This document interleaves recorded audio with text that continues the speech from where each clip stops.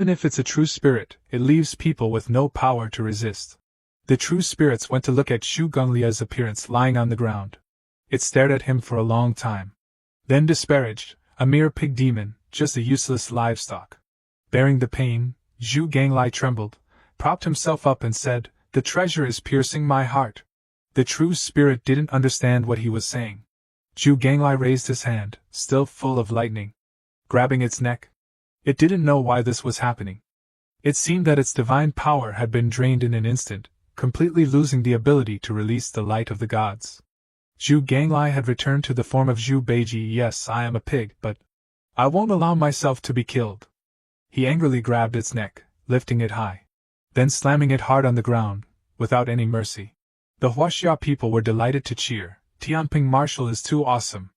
First pretending to be weak in front of the enemy, then using thunder to strike back. Tianping Marshal is truly both powerful and resourceful. No wonder Changxing awakened Tianping Marshal. Their bravery is really the same. It's so satisfying. We have to beat the gods of Yinghua country like this to vent our anger. The true spirit was beaten to pieces, very unwilling. Before gradually disappearing completely, it said, "I remember your face." Now only Zhu Ganglai and the nine-tailed fox remained. He powerfully walked towards it with the trident. A painful slash into its body. Tamamo no Mei died. Zhu Beiji returned to human form. Lu Changxing worriedly ran over to call him.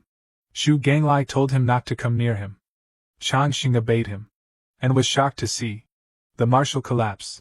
The Huaxia people worried about him. Why did Tianping Marshal fall? What exactly happened to him? Zhu Ganglai had blood on his mouth. He must have been seriously injured. He really didn't want him to see his disheveled appearance. Zhu Ganglai collapsed, and he supported him. In Heng Ye's eyes, he had always been an unparalleled hero, with his head touching the sky and his feet on the ground.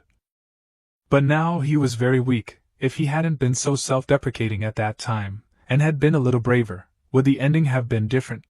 He looked into his face and said, "Promise me, if after I die, you must find my seventh brother and master, and bring them to my grave, saying that old pig wasn't a piece of junk."